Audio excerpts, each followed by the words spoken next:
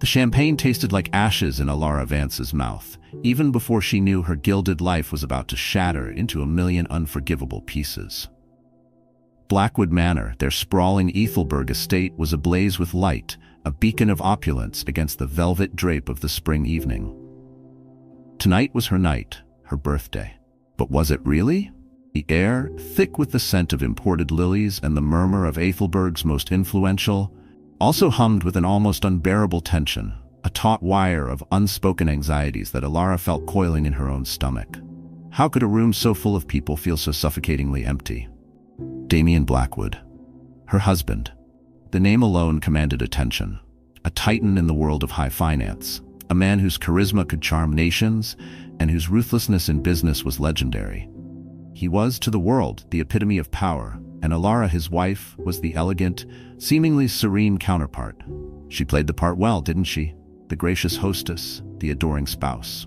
Tonight, she wore a gown the color of a twilight sky, its fabric flowing gently over the subtle curve of her belly, a secret she held close, a fragile hope for a future she desperately wanted to believe in. A baby. Their baby. Perhaps this was the miracle they needed, the anchor to pull Damien back from the brink of whatever abyss he seemed to be teetering on. But Damien was late, inexcusably late. Each tick of the grandfather clock in the marble hall was a hammer blow against her composure. Guests, their eyes like polished stones, flickered towards her, then away, their whispers like the rustle of dry leaves. Was it pity she saw there? Or something more predatory, a gleeful anticipation of a scandal about to break? This gilded cage, for all its beauty, was also a fishbowl, and the sharks were always circling. What could they possibly be whispering about that she didn't already suspect, deep in the recesses of her fearful heart? She clutched the stem of her champagne flute, the crystal cold against her clammy palm. The champagne itself remained untouched. How could she celebrate when this gnawing dread was her only real companion? The secret she carried, her pregnancy, was supposed to be a joyful revelation tonight, a bridge across the chasm that had been widening between them.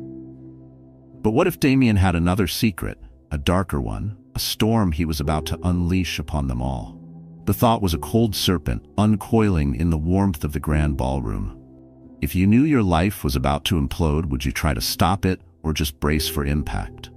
Then, a new sound cut through the cultivated hum of the party. The distinct purr of a high-performance engine, followed by the crunch of tires on the gravel driveway, a collective intake of breath. Heads turned, conversations faltered. He was here. Finally. Elara felt a strange mix of relief and a fresh wave of anxiety. This was it, the moment of truth. The massive oak doors of Blackwood Manor swung inward, and there he stood. Damien Blackwood, every inch the master of his universe, his bespoke tuxedo fitting him like a second skin, his dark hair impeccably styled. But it wasn't his tardiness that sent a jolt through the room, a shockwave of disbelief and scandalous delight. No, it was the woman on his arm, a woman who was most definitely not Elara. She was stunning, yes, in a way that was both brazen and sharp, her crimson dress a slash of defiance against the more muted elegance of the Ethelberg elite. Few recognized her, but her air of possessive triumph was unmistakable. Lilith Moreau. The name would soon be on everyone's lips. As Damien Blackwood strode in, a predator in his own home, with Lilith Moreau shimmering like a dark jewel on his arm, Elara felt the first tremor of an earthquake that would redefine her world. What unspeakable betrayal was about to unfold in front of Ethelberg's elite? The air crackled, the music seemed to curdle, and every eye in the grand ballroom turned. Damien Blackwood had arrived, and he hadn't come alone. What new hell was this? The audacious arrival of Damien Blackwood with another woman, a woman whose very presence was a declaration of war, hung in the air of Blackwood Manor, thick and poisonous. But to understand the true depth of this betrayal, the sheer calculated cruelty of it, you have to look beneath the glitter, don't you? You have to peel back the layers of the facade of perfection that was the Blackwood marriage. Every fairy tale has its dark forest, and for Elara Vance, that forest was woven with threads of gold and shadowed by the towering ambition of Damien Blackwood. Damien, he wasn't just a man, he was a phenomenon. Forged in the crucible of Ethelberg's cutthroat financial district, he'd clawed his way to the zenith of Blackwood Holdings, a sprawling empire built on audacious risks and an almost supernatural ability to foresee market shifts. His charisma was a weapon, disarming competitors and dazzling the public. But beneath that polished veneer there was a core of something harder, something insatiable. He collected successes like trophies, companies, properties, and, some whispered, hearts. Was Elara just another acquisition in his billionaire lifestyle? A beautiful, socially impeccable asset to adorn his arm at galas? Their early days? Oh, they were a whirlwind. A romance that Ethelberg's society pages devoured with glee. The dashing tycoon and the elegant art historian, daughter of the esteemed Elara Vance. They were the golden couple, their wedding the event of the decade. Photographs from that time showed genuine smiles, stolen glances, a palpable connection. They seemed unstoppable, a true power couple. But what happens when one half of that power couple begins to crave a different kind of power, a dominion that leaves no room for an equal? The shift was subtle at first. A late night at the office here, an unscheduled overseas trip there. Building the empire, my love, he'd murmur, his kisses becoming more perfunctory, his eyes already on some distant horizon. Elara couldn't see. Blackwood Holdings, with its relentless demands for global expansion, for new conquests in tech, real estate, and whispered, more shadowy ventures, became his true mistress long before Lilith Moreau ever stepped onto the scene. The dark secrets of his business dealings were just that, dark and secret, even from Elara. He moved in a world of high-stakes deals brokered in hushed tones, in rooms she was no longer invited into. The marital strain was a silent, insidious guest in their opulent home. Can a marriage survive when one partner is constantly choosing ambition over affection? It's a tough question, isn't it? Elara's loneliness became a constant companion, a chill that even the roaring fireplaces in Blackwood Manor couldn't dispel. The sprawling rooms echoed with the absence of shared laughter, of meaningful conversation. She was surrounded by beauty, by unimaginable wealth, yet she existed in a gilded cage, her wings clipped by a quiet, growing despair. Then came the discovery, a fragile, almost unbelievable hope, a secret pregnancy. 2 faint blue lines on a test that promised a new chapter, a chance perhaps to mend the fraying tapestry of their lives. She imagined Damien's surprise, his joy. Surely a child, their child, would be the anchor he needed, the reason to return to the man she'd fallen in love with. This became her silent vow, her desperate prayer. She'd tell him at her birthday party. It would be the perfect, joyful announcement, a beacon of hope in their fading dream. But the universe, or perhaps just Damien, had other plans. The unease that had been a faint whisper in Elara's heart grew louder in the weeks leading up to the party. It wasn't just the late nights anymore. There were hushed phone calls Damien would take in another room, a new, uncharacteristic secrecy about his schedule. One afternoon, tidying his usually immaculate study, a room that felt more like the command center of Blackwood Holdings than a part of their home, Elara found a small, velvet jeweler's box carelessly discarded in a drawer. Empty. It wasn't for her. Her birthday was weeks away, and Damien wasn't one for early gifts. A cold knot of fear tightened in her chest. Who was it for? This, she knew, was one of those dark secrets she wasn't meant to uncover. Was this the first tangible sign of an ambitious rival for her husband's affections? And what of Lilith Moreau?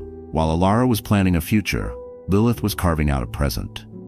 Young, undeniably captivating, with an ambition that mirrored Damien's own, she'd entered his orbit as a high-flying marketing consultant for a new, daring venture of Blackwood Holdings.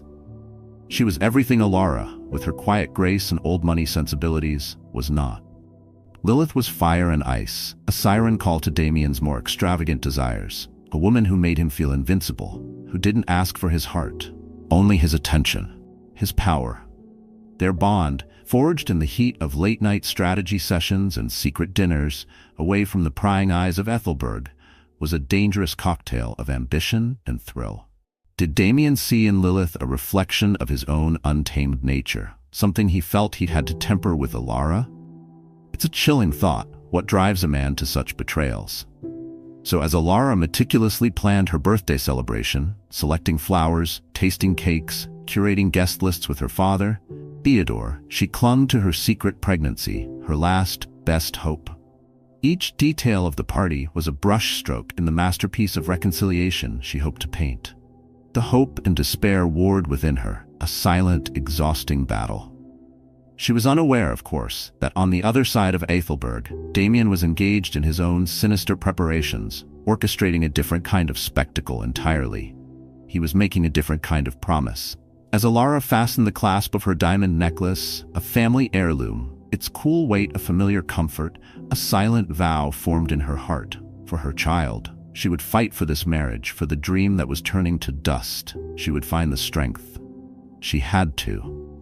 But on the other side of Ethelberg, Damien was making a very different kind of promise, sealing a pact of audacious betrayal. Who was this Lilith Moreau, this woman who now stood poised to shatter Elara's world?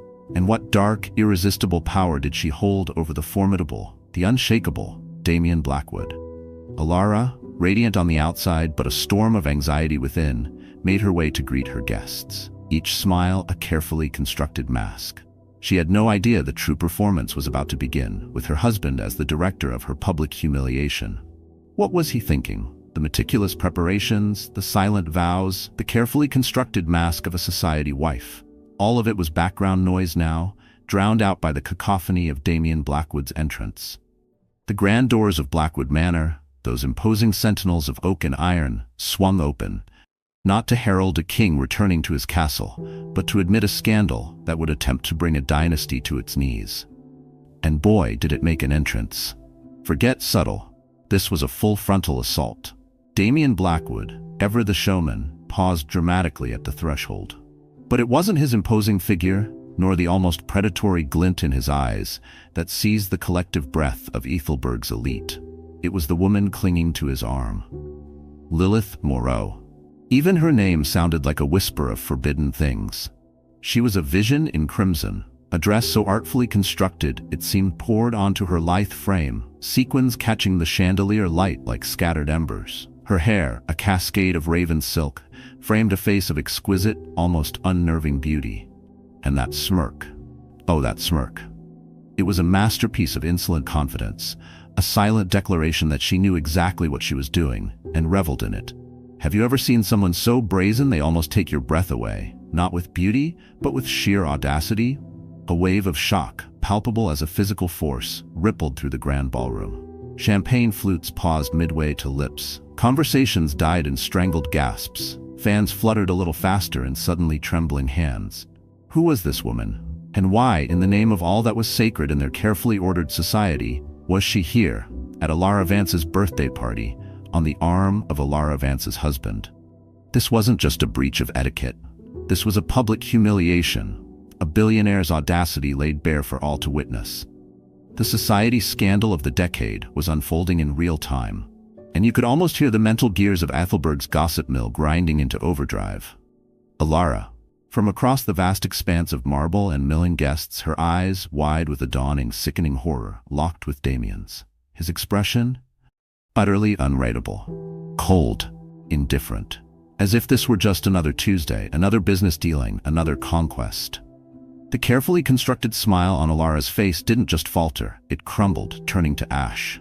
The room, with its glittering chandeliers and fragrant blooms, began to tilt, the floor seeming to drop away beneath her. Disbelief was a fist clenching her throat, stealing her breath. This couldn't be happening. Not here. Not now. Not like this. The illusion of her life, the carefully polished facade of perfection, shattered into a million irreparable pieces. It was an unthinkable betrayal, a public stoning with her own husband casting the first and most brutal stone. Her father, Theodore Vance, a man whose quiet dignity was as legendary as Damien's ruthlessness, materialized at her side, his face a mask of controlled fury. His hand on her arm was a steadying anchor in the sudden, violent storm. "Elara?" he murmured, his voice low but laced with a protective anger that was almost terrifying. But what could she say? What words could possibly encapsulate the maelstrom of devastation that was ripping through her? The whispers, at first a low hum, rose in volume, a sibilant tide of speculation and judgment. Stares, like tiny daggers, pricked at her skin. She could feel the heat rising in her cheeks, a burning flush of public humiliation so intense it was a physical pain. This was supposed to be her night, a celebration of her life, her future. Instead, it had become her public execution. And for what? What secret, twisted motive could drive Damien to such an act of brazen cruelty? Amidst the sea of shocked and secretly thrilled faces, Elara spotted Beatrice Holloway, Ethelberg's most notorious society columnist, her pen already flying across her notepad, her eyes gleaming with the thrill of the hunt. Elara's stomach churned. Tomorrow's headlines were already writing themselves. The dread of that future public shaming was a fresh layer of torment. Then a small, unexpected kindness. Her oldest friend, Clara Ashworth, a woman whose loyalty had never wavered, slipped an arm around Elara's waist, her presence a silent shield. "Breathe, Elara," Clara whispered, her voice fierce. "Just breathe. We'll face this." A tiny pinprick of light in the overwhelming darkness. But how do you face an enemy who holds all the power, who seems to delight in your pain? It's a terrifying question, isn't it? And Damien? He was utterly shameless. With a dismissive glance towards Elara, a glance that didn't even register her pain, her shock, her existence, he guided Lilith Moreau deeper into the ballroom. He paraded her, this scarlet woman, this symbol of his betrayal, as if she were the guest of honor. Some guests, those whose loyalty to the Vance family outweighed their fear of Damien Blackwood, turned away in open disgust. Others, the sycophants, the opportunists ever eager to curry favor with power, began to drift towards the newly arrived couple, their smiles as false as Damien's own. It was a sickening display of Ethelberg's fickle allegiances. Elara remained frozen, rooted to the spot, the champagne flute still clutched in her hand, so tightly she thought the delicate crystal might shatter. Her mind reeled, struggling to comprehend the enormity of what had just happened. This wasn't just a billionaire's dalliance, a sordid affair to be hidden in the shadows. This was a calculated act of war. The unthinkable betrayal had not only occurred, but had been flaunted, celebrated almost, in the very heart of her world. Her breath hitched, her heart a trapped bird against her ribs. This wasn't just an affair. This was a declaration of war waged on her soul, on her night. How could Damien be so cruel, so brazen? And what would she, the pregnant, humiliated wife, do next? The music resumed, a grotesque parody of celebration, as Damien paraded his mistress. Elara stood, a statue of ice and fire, her world irrevocably broken. The party, her life, would never be the same. The question now was, how would she survive the inferno? The music, which had momentarily stuttered into an awkward silence, now resumed with a forced, almost grotesque cheerfulness. It was a soundtrack to Elara's personal nightmare, a public spectacle orchestrated by the one man who had vowed to protect her. Some secrets are whispered in boudoirs, hushed confessions shared in the dead of night. Elara Vance felt an overwhelming urge to scream hers from the battlements of her broken heart. But the years of societal conditioning, the ingrained poise of the Vance lineage, held her captive. For now, Damien, with Lilith still clinging to his arm like a venomous vine, finally approached. The air crackled with unspoken animosity, a palpable tension that made the crystal chandeliers tremble. He leaned in, his cologne, once a scent of comfort, now an acrid reminder of his betrayal. "Happy birthday, darling," he murmured, the endearment a poisoned dart. His lips brushed her cheek in a perfunctory kiss, as cold and meaningless as a winter frost. The sheer audacity of it. How could a man inflict such public humiliation and then act as if nothing was amiss? It was a chilling display of his husband's cruelty, a calculated indifference that cut deeper than any shouted insult. Lilith Moreau, a shadow of smug triumph lurking behind Damien, then stepped forward. Her smile was a masterpiece of feigned politeness. "It's wonderful to finally meet you, Elara," she purred, her voice like velvet dipped in acid. "Damien has told me so much about you." The implication hung heavy in the air, a noxious perfume. Elara could barely manage a choked, "Likewise," the single word laced with a universe of pain and fury. She felt the eyes of Ethelberg's elite upon them, dissecting every nuance of this excruciating interaction. This was more than a society scandal. This was a public confrontation, and Elara was the unwilling star. Her father, Theodore Vance, ever her protector, moved swiftly to her side, his hand a comforting pressure on her arm. With a glare that could freeze lava, he took the microphone from the stunned bandleader, his voice, though quiet, resonating with an authority that few dared to challenge. "Ladies and gentlemen, He began, effectively hijacking the evening. "If I may have your attention for the birthday toasts." A collective sigh of relief and perhaps a twinge of disappointment from the scandalmongers rippled through the room. The immediate crisis, the frozen tableau of husband, wife, and mistress, was momentarily diffused. But the storm of betrayal was far from over. It was merely gathering strength. Dinner was an ordeal, a 12-course agony. Elara sat at the head table, a queen on a crumbling throne, flanked by her stoic father and the architect of her misery, Damien. Lilith Moreau was positioned uncomfortably close, a viper in their midst, her presence a constant, throbbing reminder of the shattered dreams. Every polite inquiry from a guest, every raised glass in her honor, felt like another twist of the knife. The emotional turmoil was a tempest within her, a chaotic blend of rage, hurt, and a profound, soul-deep despair. Yet, through it all, a tiny, insistent flutter in her womb, a secret pregnancy now perilously close to being exposed in the most brutal way, reminded her of what she was fighting for, or what she should be fighting for.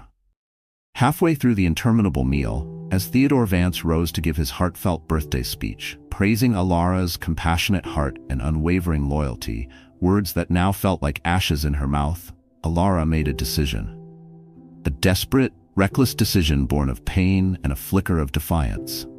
When her father finished, his eyes glistening with proud tears, he nodded to Elara. This was it. The moment she had planned, the joyous surprise she had rehearsed in her mind 1,000 times. But now it felt like walking a tightrope over a pit of vipers. Could she do it? Should she? Summoning a courage she didn't know she possessed, Elara stood, her hand instinctively moving to rest on her still flat stomach. The room fell silent. "Thank you, Father," she began, her voice surprisingly steady, though her heart hammered against her ribs. "And thank you all for being here tonight. I have a little surprise of my own to share." Her eyes scanned the room, landing on Damien. His expression was unreadable, a mask of cool indifference. Lilith watched with an almost hungry intensity, a spectator at a Roman circus, waiting for the lions. "I'm expecting a baby," Elara announced, the words tumbling out before she could second-guess herself. "Damien and I are going to have our first child." A collective gasp filled the air, louder this time, followed by a wave of applause and murmurs of congratulation. Pure pregnancy announcement drama. For a moment, a fragile hope flickered within Elara. Perhaps this news, this undeniable truth of new life, would pierce through Damien's armor of cold indifference. Her father embraced her, tears of genuine joy now streaming down his face. Many guests, unaware of the deeper currents of the evening's horrors, rushed to offer their good wishes. And Damien? He feigned a smile, a chillingly convincing performance. He leaned in, and for a horrifying instant, Elara thought he might actually show some warmth. Instead, he brushed another quick, cold kiss on her cheek, his whisper a sliver of ice in her ear. "You might have told me sooner, Elara." A cutting remark, delivered with surgical precision in front of dozens of curious onlookers. No joy, no surprise, just annoyance. The cruelty of it, the sheer, unadulterated meanness, was a physical blow. The secret revealed wasn't her pregnancy. It was the cavernous emptiness where her husband's heart should have been. This, she realized with a sickening lurch, was the true pattern Damien never broke. A pattern of calculated emotional cruelty. Across the room, Elara caught the eye of Lady Annabel Rochester, a woman Damien had been linked to years ago, before their marriage. Annabel's expression was one of knowing, almost pitying sympathy, a silent acknowledgement of shared experience. So, this was his game.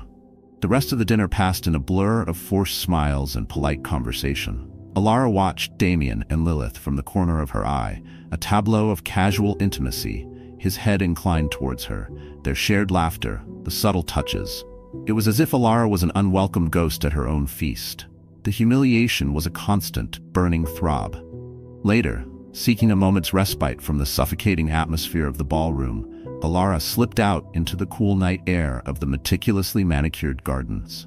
The scent of night-blooming jasmine did little to soothe her frayed nerves. And there, seated on a stone bench, bathed in the soft glow of a hidden spotlight, was Lilith Moreau, scrolling through her phone with a smug, self-satisfied grin.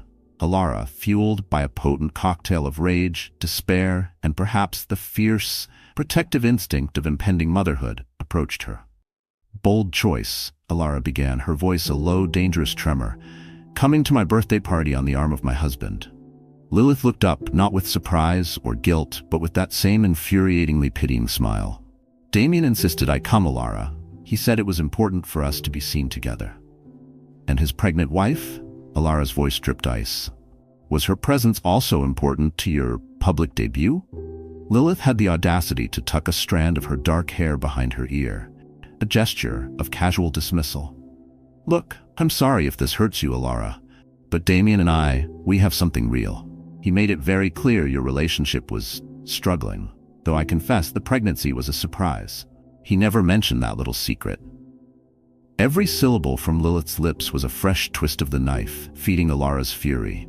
Did Damien paint her as some distant, loveless wife to justify his affair? How many secrets and lies had he spun? Did he tell you I was distant because he was never home? Elara shot back, her voice shaking. That I stopped trusting him because of his endless secrets? You may think you have something real, Lilith, but Damien's version of truth is as malleable as clay. He told you what you wanted to hear. Could Lilith see the manipulation, or was she too caught in Damien's charismatic web? Lilith's expression hardened. He's different with me. I'm not here to fight you, Elara. A wave of nausea, a toxic blend of anger and heartbreak, roiled within Elara. She pressed a hand to her belly, inhaling slowly. No, you're not here to fight, Elara said, her voice dangerously calm. You're here to gloat. But remember this, Lilith. The man who cheats with you will eventually cheat on you. It's a pattern he enjoys. Lilith opened her mouth to respond, perhaps to unleash another barbed comment, but the tension was abruptly shattered by the sound of approaching footsteps. They both turned. A figure emerged from the shadows of the rose trellises. Who was it? And would they be an ally in this emotional turmoil, or just another architect of her ever-increasing pain? The confrontation left Elara shaken but strangely resolute. The lines had been drawn, not just in the sand, but in the very fabric of her soul. This was more than a fight for her marriage. It was a fight for her sanity and her child's future. But how do you fight a man who holds all the cards, or so he thinks? The bitter exchange in the moonlit garden, sharp as shattered glass, had only solidified the icy dread in Elara's heart. Lilith's smug pronouncements, her casual dismissal of Elara's pain, echoed in the opulent silence of Blackwood Manor long after the last guest had departed. The party, meant to be a celebration, had become a funeral pyre for Elara's marriage, her hopes, her very sense of self. What do you do when the person who vowed to cherish you becomes the architect of your deepest humiliation? It's a question no one should ever have to answer, right? In the dead of night, with the echoes of that disastrous party haunting the cavernous halls of Blackwood Manor, Elara Vance walked towards her husband's study. She wasn't a supplicant, pleading for scraps of affection. No, she moved with the quiet dignity of a queen preparing to abdicate a poisoned throne. The scent of Damien's expensive whiskey and even more expensive cigars hung heavy in the air, a cloying miasma that spoke of late nights and secrets kept. She found him behind his massive mahogany desk, the glow of his computer screen, casting long, dancing shadows on his face, making him look like some brooding monarch surveying his empire. Or perhaps a predator assessing his prey. Damien, she began, her voice a subdued tremor, yet threaded with a steel she hadn't known she possessed. What you did tonight, it was beyond cruel. It was a public execution, on my birthday. You brought her here. The words, though spoken softly, hung in the air like a death sentence. He rubbed his temples, a gesture of weary impatience rather than remorse. Elara, look, I'm sorry if it had to happen this way. Sorry if it had to happen? As if this was some unavoidable natural disaster, not a deliberate act of his own making. But let's be honest, our relationship has been strained for a long time. Lilith is part of my life now. You need to accept that. Part of his life. Just like that. As if their vows, their shared history, the child growing within her, meant nothing. And I am your wife, Damien, she countered, the tremor in her voice now laced with a rising fury. I am carrying your child. Does that mean nothing to you? A flicker of something, guilt, annoyance, crossed his eyes, then vanished, replaced by that familiar mask of cool indifference. I know that, he said, his tone clipped, dismissive. But you've hardly been the supportive wife, have you? always criticizing my work, my absences, my choices. The audacity of it, the sheer, unadulterated nerve of the man. How could he twist this, turn her into the villain of this toxic marriage? "Because you pushed me away, Damien," she retorted, the words tumbling out, raw and ragged. "Every time I tried to reach for you, every time I tried to bridge the chasm you were creating between us, you vanished. Another business trip, another late night, another unexplained absence. Do you even hear yourself? Do you have any idea what it's like to live with a ghost?" He rose from his chair then, circling the desk like a caged panther, the faint light glinting off the expensive watch on his wrist. He looked tired, she noticed, shadows lurking beneath his eyes, a testament to the pressures of his empire. But any flicker of sympathy she might have felt was instantly extinguished by the memory of Lilith's smug face, of Damien's utter lack of remorse. "I'm under tremendous stress, Elara." "Yes," he conceded, his voice a low growl as he began to pace the length of the opulent study. The room suddenly felt too small, too suffocating. "We're finalizing a multi-billion-dollar merger with the Asian Consortium, a deal that will redefine Blackwood Holdings. I have a board meeting next week that could make or break our new renewable energy division. And now," he gestured vaguely towards her, "we have a baby on the way. Something I might add. You didn't even bother to tell me privately until you announced it to the entire damn city tonight." Her anger flared, hot and fierce. "I planned to tell you privately, Damien. I've been trying to find the right moment for weeks, but you've been avoiding me, haven't you? We barely share a meal, let alone a meaningful conversation. When, exactly, was I supposed to tell you? Between your urgent calls and your clandestine dinners with her?" He rested his hands on the back of an ornate leather chair, letting out a long, weary sigh. "I can't do this right now, Elara. I just can't." She studied him for a long moment, the man she had once loved, the man who now felt like a dangerous stranger. And in that moment, a profound, almost terrifying clarity settled over her. The final confrontation she had dreaded was also, strangely, a moment of empowerment. The decision to leave this toxic marriage, a decision that had been a terrifying whisper in the back of her mind, now solidified into a certainty. For her unborn child's future, for her own sanity, she had to. "If you won't choose to be a husband, Damien," she said, her voice suddenly calm, devoid of the earlier tremor, "if you won't choose to be a father, then I will make a choice for myself, and for this child." Her words hung in the air, a quiet ultimatum, a wife's defiance finally taking flight. He frowned, a flicker of surprise, perhaps even unease in his eyes. "What does that mean?" "It means," Elara said, her voice gaining strength with every syllable, every beat of her newly resolute heart. "I'm considering leaving you, Damien. I can't endure this spectacle, not for me, and certainly not for our baby." Damien's face paled. Was it fear? Anger? Or just the shock of a tyrant realizing his queen was no longer willing to play by his rules? He opened his mouth as if to respond, to unleash another torrent of justifications or perhaps a husband's ultimatum, then closed it again, a rare moment of speechlessness for the usually eloquent Damien Blackwood. In that charged silence, Elara knew she had made her decision. No more. She would not be paraded around like a prized possession while he flaunted his affairs. She would not raise her child in a house built on lies and disrespect. Without waiting for his reply, a reply she knew would only be another attempt at manipulation, she turned on her heel and walked out of the study. Her steps echoed in the long, silent corridor, each one a resolute stride away from the gilded cage, away from the toxic charade, towards an unknown, perhaps perilous, but undeniably her own future. Back in the cold sanctuary of her bedroom, Elara shut the door and leaned against it, her body trembling, not with fear, but with a strange, exhilarating mix of sadness, anger, and an unexpected, intoxicating sense of freedom. She was done. Done pretending. Done playing the part of the compliant, forgiving wife. Done being broken. Tomorrow, the Ethelbert press would have a field day.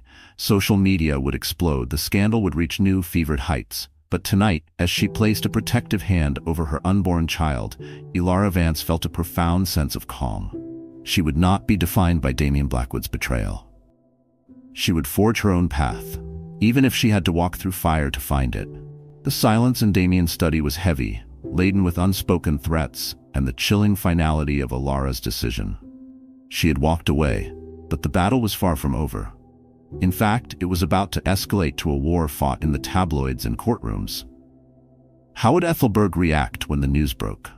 Her defiant exit from Damien's study, that cold, echoing pronouncement of, "I am leaving, Damien," wasn't just a personal decision. It was the spark that ignited a wildfire. A wildfire of public speculation, legal maneuvering, and a vicious, no-holds-barred media scandal.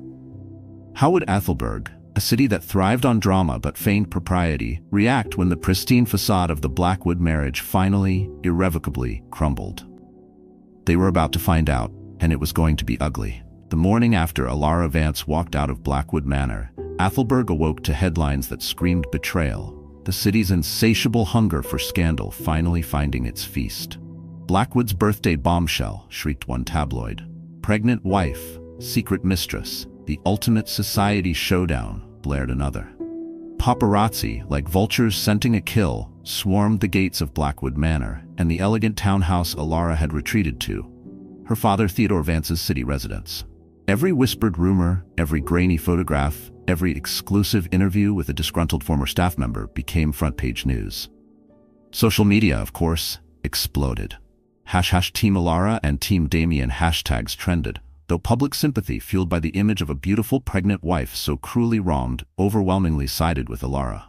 But public sympathy, as Elara was about to learn, doesn't pay legal bills. And Damien Blackwood had an army of lawyers who played dirty. Elara, however, was no longer the naive, wilting flower. The events of that horrific night had forged something new within her, a core of tempered steel. Her first call was to Miss Evelyn Hayes, a woman whose reputation in Ethelberg's brutal divorce courts was as formidable as Damien's in the financial markets. Miss Hayes was a shark in Chanel, her smile disarming, her legal mind a lethal weapon. "Miss Vance," she'd said, her voice calm and reassuring over the phone, "you've been through an ordeal, but you are not broken. We will fight this, and we will win." Hearing those words, Elara felt the first flicker of genuine hope since Damien had shattered her world. This wasn't just a divorce battle, it was a fight for her unborn child's future, for her own dignity. And you know what? She was ready. Are you ever truly ready for war, though? Especially against someone you once loved? Damien's PR machine, a well-oiled behemoth funded by the endless coffers of Blackwood Holdings, went into overdrive. Statements were issued, carefully crafted to paint Damien as the long-suffering husband, a victim of a difficult and emotionally fragile wife. The narrative they spun was insidious. Elara was unstable, her pregnancy hormones making her irrational, her accusations unfounded. They even dared to suggest she was using the pregnancy as leverage in the impending divorce. It was a classic case of character assassination, a slanderer's pen wielded with vicious precision. The sheer cruelty of it, trying to discredit her as a mother even before her child was born, was breathtaking. But should we be surprised? When a man like Damien feels cornered, will he stop at anything? Then came the legal tactics. Oh, the legal tactics. Drowning Elara in a sea of motions and counter-motions, challenging the prenuptial agreement she had signed in a haze of love and naivety years ago. A document Damien's lawyers now claimed was ironclad in his favor. They questioned her mental state, demanding psychiatric evaluations. They subpoenaed her friends, her staff, even her doctors, searching for any scrap of information they could twist to their advantage. It was a relentless onslaught, designed to break her, to bleed her dry emotionally and financially. The emotional toll was immense. Sleepless nights were spent staring at the ceiling, the weight of Damien's betrayal a physical ache in her chest. But every time she felt the gentle flutter of life within her, Elara's resolve hardened. She was fighting for two now, and that made all the difference. Just when Elara felt she was drowning, a lifeline appeared. An unexpected ally, Lady Beatrice Thornton, an old, dear friend of Elara's late mother and a grand dame of Ethelberg society. One of the few people whose influence could rival Damien's, gave an exclusive interview to a respected broadsheet. In it, she didn't just defend Elara.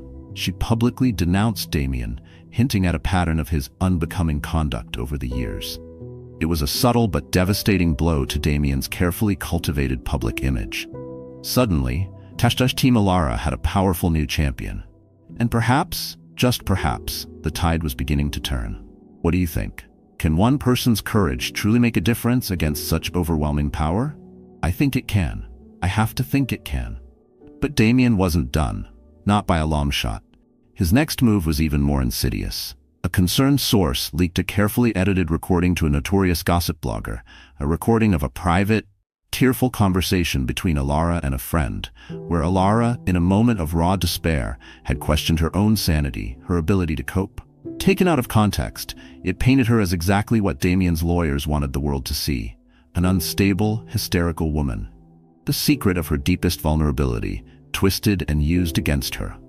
It was a new low, even for Damien. The media scandal reached a fever pitch. How much more could one woman take?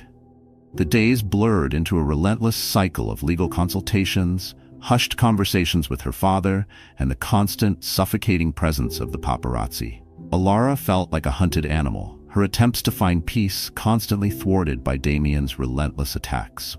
She was resilient, yes, but she was also human, vulnerable, and the constant barrage was taking its toll. The fight for custody, the battle over assets, the prenuptial agreement that seemed designed to leave her with nothing. It was all a brutal, ugly chess game, and Damien was playing to win, no matter the cost to her or to the memory of what they once shared. One particularly bleak afternoon, after another grueling meeting with Miss Hayes, where they'd waded through yet another pile of threatening legal documents designed to intimidate and exhaust her, Elara sat alone in her father's library. The legal papers felt like daggers, each word a calculated strike against her sanity, her motherhood. Damien wasn't just fighting for his assets. He was trying to annihilate her spirit, to erase her from his life as if she had never mattered. With her back against the wall, the wolves of the press still baying at her door, and the weight of the world on her shoulders, the phone rang. An unknown number. Elara hesitated, her heart pounding. Was it another threat? Another reporter? Or just maybe, was it a lifeline? Or another trap? Damien's campaign of slander was relentless, each headline a fresh wound. Elara knew that silence was no longer an option. She had to fight fire with fire, but on her own terms. The call she received could change everything. Would she dare to step into the lion's den of public opinion? That unexpected phone call, piercing the gloom of Elara's besieged existence, wasn't a threat. It wasn't another reporter sniffing for scraps. It was Vivian Croft, the Vivian Croft, Ethelberg's queen of broadcast journalism, a woman whose interviews could make or break careers, topple empires even. And she wanted to talk to Elara, on national television. Talk about a high-stakes gamble, huh? They called her the scorned wife, the broken socialite, the hysterical pregnant woman.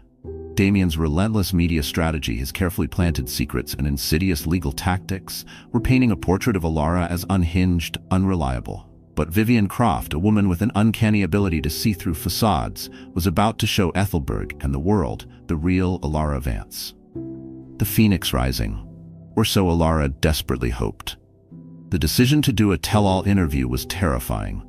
It meant bearing her soul, her pain, her vulnerability to millions. But what other choice did she have? Silence was Damien's playground. It was time to reclaim her voice, to fight back with the one weapon he couldn't control: the truth. Could a single interview truly shift public opinion, or was it a fool's errand against a billionaire's power? The days leading up to the interview were a blur of anxious preparation. Miss Evelyn Hayes, Elara's formidable lawyer, prepped her relentlessly, not on what to say. The truth needed no script, but on how to say it. How to remain poised under pressure. How to navigate Vivian Croft's famously incisive questions. How to convey strength without sacrificing vulnerability. Elara, meanwhile, drew strength from the tiny life fluttering within her, a constant, precious reminder of why this media strategy, this terrifying leap into the public eye, was so critical. She was fighting for her child's future, a future free from the shadow of Damien's cruelty and manipulation. The studio was an oasis of calm amidst the media storm raging outside. Soft lighting, comfortable armchairs, the low hum of a professional crew. Vivian Croft greeted Elara with a warmth that was surprisingly genuine. "Remember, Elara," Vivian murmured, her eyes full of a keen intelligence. "You're in control. This is your story." Easier said than done when your heart is hammering like a trapped bird, right? And then the lights, the cameras. Vivian Croft's first question, gentle yet direct. "Elara, you've remained largely silent since the reports of your husband's indiscretion emerged. Why choose to speak now?" Elara took a breath. This was it. No turning back. "Because, Vivian," she began, her voice clear, though a tremor of emotion lurked beneath the surface. "Silence allows others to control the narrative. And I am tired of having my story, my life, dictated by Damien Blackwood. I want people to understand that I am not just Damien Blackwood's wife. I am Elara Vance, and I have my own truth to tell." The interview unfolded, a masterclass in quiet dignity and devastating honesty. Elara didn't resort to histrionics, to mudslinging. She simply told her story. The pain of the public humiliation at her birthday party, the crushing weight of Damien's betrayal, her love for her unborn child, her dawning realization that the man she had married was a stranger, capable of unimaginable cruelty. She spoke of the facade of perfection they had maintained, and the lonely, gilded cage her life had become. It was a powerful, emotional performance, all the more compelling for its understated sincerity. Vulnerability and strength intertwined. Vivian Croft, true to her reputation, didn't shy away from the tough questions. "There have been allegations, Elara, from your husband's legal team that you are emotionally unstable due to your pregnancy. How do you respond to that?" A faint, sad smile touched Elara's lips. "Unfortunately, Vivian, that's a common tactic, isn't it? To discredit a woman, especially a pregnant woman, by questioning her sanity. I am under a doctor's care, and I assure you and your viewers that I am perfectly capable of making rational decisions. In fact," she added, her voice gaining a quiet power, "this pregnancy has made me more clear-headed, more determined than ever before. I know what I want for my child, and it's not a life built on lies and deceit." Mic drop. You could almost hear the collective gasp across Ethelberg. Then came the unexpected truth. A moment that would crack Damien's carefully constructed facade. Vivian asked about the prenuptial agreement, a document Damien's team had been brandishing like a weapon. Elara, guided by Miss Hayes, didn't contest its legal standing. Instead, she revealed a small, devastating detail. A clause Damien had insisted upon. A clause so controlling, so demeaning, it painted a vivid picture of his manipulative nature. She didn't need to raise her voice. The quiet horror of that revelation, that particular secret of his need for absolute control, was enough. It was a masterful stroke, reclaiming her voice without resorting to his level. The public reaction was immediate, overwhelming. Team Elara went viral. Social media exploded with messages of support, of admiration for her courage, her dignity. Elara Vance was no longer the broken socialite. She was a symbol of resilience, a woman fighting for her child, for her truth. A cornered animal is dangerous, but what about a cornered billionaire? Damien Blackwood watched the interview from his penthouse apartment, the city lights of Ethelberg twinkling mockingly below. His face, as described later by an anonymous source, probably his terrified PR chief, was a mask of incandescent fury. He had underestimated her. Badly. His carefully orchestrated campaign of character assassination had been blown apart by Elara's quiet, devastating honesty. His phone rang incessantly. Board members, business partners, even Lilith Moreau, her voice reportedly a mix of panic and recrimination. "She's destroying you, Damien," Lilith had allegedly shrieked. "Public sympathy is entirely with her. They're calling her a saint, and you, well, you're the unfaithful billionaire villain." The irony wasn't lost on anyone, was it? His PR team scrambled, issuing a hastily drafted counter-statement full of mealy-mouthed regrets and renewed and entirely unbelievable commitments to resolving matters amicably. It fell flat, utterly flat. The damage was done. Damien Blackwood, the master manipulator, the man who shaped narratives, had lost control of his own. His billionaire's downfall was becoming a public spectacle. But a wounded animal is a dangerous one. And Damien Blackwood was wounded. Badly. The interview was a triumph for Elara, a turning point in the public perception of their divorce battle. But she knew with a chilling certainty that it was also a declaration of war. A war that Damien, enraged and humiliated, would now escalate. The legal pressure intensified. New motions were filed, each one more vicious, more personal than the last. They weren't just fighting over assets anymore. Damien was trying to prove her an unfit mother, to seize control of the narrative, of her child, of her very future. The threatening legal documents piled up, each one a calculated strike against her sanity. her motherhood, or felt a chilling premonition, a tightening knot of fear. What desperate, unthinkable lengths would Damien Blackwood go to now to silence her, to crush her, to win at any cost? The glare of the television lights had faded, but the heat of Damien's fury had not. Each legal document, each whispered threat, was a tightening of the noose. The glare of the television lights had faded, but the heat of Damien's fury had not. Each legal document, each whispered threat funneled through his stone-faced attorneys, was a tightening of the noose. There are cages of iron, built with cold, hard bars, and then there are cages of gold, velvet, and fear. The kind Damien Blackwood was so adept at constructing. Elara Vance knew, with a certainty that chilled her to the bone, that she had to break free from the latter before it consumed her, and the new life, her precious unborn child, nestled within her. This wasn't just about her anymore, was it? When you're fighting for your child, the stakes are infinitely higher. You find a mother's courage you never knew you possessed. The relentless legal attacks were one thing. The constant, insidious threat to her child's future, however, was pushing Elara to a breaking point. Damien's lawyers, those slick purveyors of manufactured outrage, were now escalating their psychological warfare. They filed motions questioning her fitness as a mother, citing her emotional distress, a distress he had caused, as grounds to seek future restrictions on her custody. Can you imagine the sheer, unmitigated gall? The audacity. It was a desperate, cruel tactic designed to terrify her into submission, to make her crawl back into that gilded cage he had so expertly constructed. His behavior became increasingly unhinged, a potent cocktail of a billionaire's bruised ego and a cornered animal's lashing fury. He was, in short, a man unraveling, and a man like Damien Blackwood unraveling was a very dangerous thing indeed. Her emotional turmoil was a constant, roiling sea. Fear, cold and sharp, would pierce her in the dead of night. Desperation, a heavy cloak, would threaten to smother her during the day.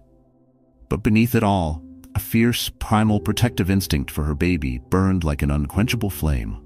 This child, her child, would not grow up in the shadow of this toxic marriage, this web of deceit and manipulation. That much she vowed. The secret nobody knew, not even her staunch father Theodore, nor her fiercely loyal lawyer Miss Evelyn Hayes, was how close Elara came to completely breaking down. There were nights spent on the cold bathroom floor, tears streaming, her body racked with sobs of utter desolation. Days when the thought of facing another barrage of legal papers, another smirking pronouncement from Damien's camp, felt like an insurmountable mountain. She was tired, so incredibly tired of fighting. But then she would feel that tiny flutter, that gentle kick, a reminder of the innocent life depending on her, and the mother's courage would surge anew. It was during one of these dark nights of the soul, when the weight of Damien's relentless psychological warfare felt unbearable, that a sudden, almost divine inspiration struck. A desperate escape, a flight to freedom. If she couldn't win the war on his terms, in his city, then she would change the battlefield. She would disappear. It was a life-changing decision, a terrifying leap into the unknown. But the alternative, staying, fighting this endless, soul-crushing battle, risking her child's well-being, was simply unthinkable. The planning began in the utmost secrecy, a secret plan known only to a handful of trusted souls. Her destination, Cressida, a serene, idyllic country nestled far across the ocean, a place of rolling green hills and ancient whispering forests. Her Aunt Genevieve, her mother's beloved sister, owned a secluded estate there, a place of peace and healing. Elara had visited as a child. It was the perfect sanctuary, far from the prying eyes of the Ethelbert press, far from Damien's suffocating reach, or so she hoped. Could any distance truly shield her from a man with Damien's resources, his obsessive need for control? It was a risk she had to take. The logistics were a nightmare. Arranging private transport, securing travel documents under an assumed name, a contingency Miss Hayes had wisely, if shockingly, prepared for. Transferring a small, carefully concealed portion of her personal funds her father had quietly ensured were outside Damien's legal grasp. Every step was fraught with peril, the fear of discovery a constant, gnawing companion. What if Damien found out? What if one of his spies, and she had no doubt he had them, got wind of her plan? The thought was enough to send shivers of pure ice down her spine. The day of her departure arrived, a gray, drizzly Ethelberg morning that mirrored the turmoil in Elara's soul. The tension was almost unbearable. Her bags, packed with only the barest essentials, a few changes of clothes, her most precious mementos, and a small, worn copy of her mother's favorite book of poetry, sat by the door of her father's townhouse, a silent testament to her desperate escape. Elara Vance held her close, his usual stoicism cracking, tears glistening in his proud, worried eyes. "Be safe, my darling girl," he whispered, his voice thick with emotion. "Be strong for yourself, for your child." Then came the unexpected element, the last-minute obstacle that nearly derailed everything. As Elara, her face pale but resolute beneath a wide-brimmed hat and dark glasses, was about to step into the waiting, inconspicuous town car Miss Hayes had arranged, a sleek black limousine, unmistakably one of Damien's, pulled up to the curb. Her heart leaped into her throat. Had he found out? Was this it? The gilded cage break foiled before it even began? The door of the limousine opened, and Damien himself emerged, tall, imposing, his face a mask of cold fury. "Oh God. Going somewhere, Elara?" he drawled, his voice dangerously soft, a predator toying with its prey. This was it, the mini-climax before the true climax of her flight to freedom. For a heart-stopping moment, Elara froze, her mind raced. What could she say? What could she do? But then, Miss Evelyn Hayes, ever the cool-headed tactician, stepped smoothly between them. "Mr. Blackwood," she said, her voice as crisp and cutting as a shard of ice. "Miss Vance has a prior engagement. If you have any further communications for her, please direct them through my office, as per our previous agreement." She exuded an aura of such unshakable legal authority that even Damien, for once, seemed momentarily taken aback. He glared at Elara, his eyes burning with a possessive rage that made her blood run cold. But he didn't try to stop her. Not physically, anyway. The unspoken threat, however, hung heavy in the air. This wasn't over. Not by a long shot. The journey to the private airfield was a blur of anxiety. Every passing car, every unfamiliar face felt like a potential threat. The hushed departure itself was a masterclass in covert operations, orchestrated by Ms. Hayes' discreet security team. A small, unmarked jet waited on the tarmac, its engines a low, promising hum. As Elara finally sank into the plush leather seat, the cabin door closing with a reassuring thud, a wave of exhaustion so profound it was almost debilitating, washed over her. But beneath the exhaustion, there was something else. A tiny, fragile flicker of hope. The jet taxied, then accelerated down the runway, lifting into the gray, weeping sky. Elara watched as Ethelberg, the city of her birth, her marriage, her heartbreak, shrank below, its glittering skyscrapers receding into a distant, painful memory. A single tear traced a path down her cheek, a tear of sorrow for the life she was leaving behind, for the shattered dreams, for the man she had once loved. But it was also a tear of profound relief, of dawning hope for the new beginning that awaited her, for the uncertain future she was now, finally, charting on her own terms. As the city lights of Ethelberg faded into a distant, painful memory, Elara clutched her belly, the tiny flutter within a promise of a new, albeit uncertain, dawn. She had escaped Damien's immediate grasp, broken free from that gilded hell. But the question, a cold whisper in the quiet hum of the jet engines, remained. Was any distance truly enough to shield her and her unborn child from a man of his power, his wealth, his terrifying obsession? And what, oh what, would Damien Blackwood do when he discovered his queen had well and truly flown the coop? The hum of the jet was a lullaby of liberation, but also a drumbeat of the unknown. Cressida awaited, a haven, or perhaps just a temporary respite. The war with Damien Blackwood was not over. It had merely changed battlefields. What awaited her in this new land, and how would she rebuild her shattered life? The hum of the private jet was a deceptive lullaby, a whisper of liberation that couldn't quite drown out the drumbeat of the unknown future. Cressida. A name that sounded like a sigh of relief. But would it be a true haven for Elara Vance, or merely a temporary respite in her ongoing war with Damien Blackwood? That was the multi-billion-dollar question, wasn't it? In the tranquil embrace of Cressida, far, far away from the glittering venom and suffocating opulence of Ethelberg, Elara Vance finally learned to breathe again. Not the shallow, panicked gasps of fear and humiliation that had become her constant companions, but the deep, steady rhythm of hope. Real hope. The kind that settles in your bones and whispers, "You got this." Her Aunt Genevieve, a woman whose spirit was as resilient and timeless as the ancient oaks dotting her sprawling countryside estate, welcomed Elara not with pitying questions, but with open arms, endless cups of calming herbal tea, and the quiet understanding of a soul who had weathered her own share of storms. It was exactly what Elara needed. No judgment, just peace. The guest cottage, nestled amongst rambling roses and overlooking a serene willow-fringed pond, became Elara's sanctuary, a world away from Blackwood Manor, yet infinitely more precious in its simplicity. Here, the only headlines were the chirping of crickets at dusk and the gentle lapping of water against the reedy bank. The paparazzi were a distant, almost forgotten nightmare. The relentless digital storm of social media, with its Team Elara and Team Damien skirmishes, felt like it was happening on another planet. Can you even imagine the relief? To finally escape that constant scrutiny, that feeling of being perpetually on display? Days melted into weeks, each one a small step on Elara's healing journey. She walked for hours through dew-kissed fields, the soft Cressida air a balm to her bruised spirit. She rediscovered her love for painting, a talent she had neglected during her years as Damien Blackwood's perfectly curated wife. Canvases, once blank and intimidating, now bloomed with color, with emotion, with the tentative unfurling of her own reclaimed self-discovery. She spent long afternoons reading by the crackling fireplace, curled up in a worn armchair that smelled faintly of lavender and old books, the words of long-dead poets offering a strange, profound comfort.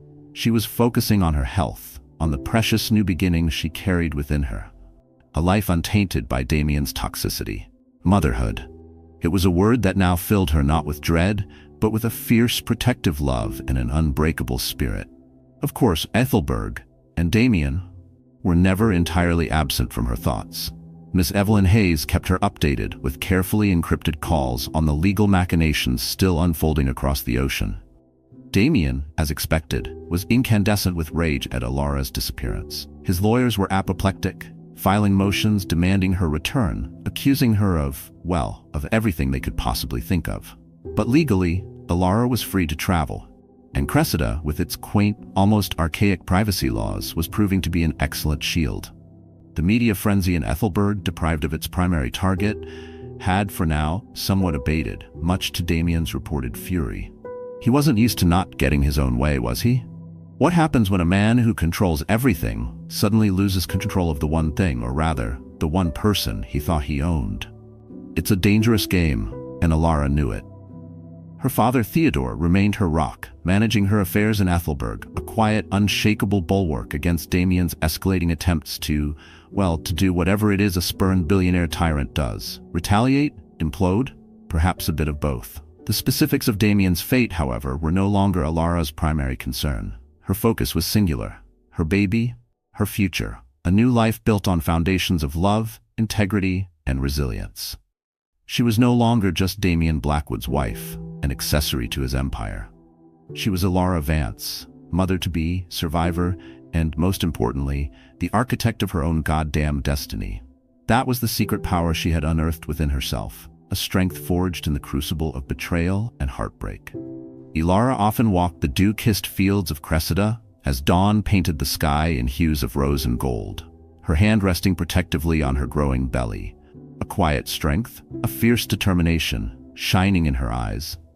She had faced the beast in his gilded lair and walked out of the fire, not unscathed. No, the scars would always remain, a testament to her journey. But she was reborn.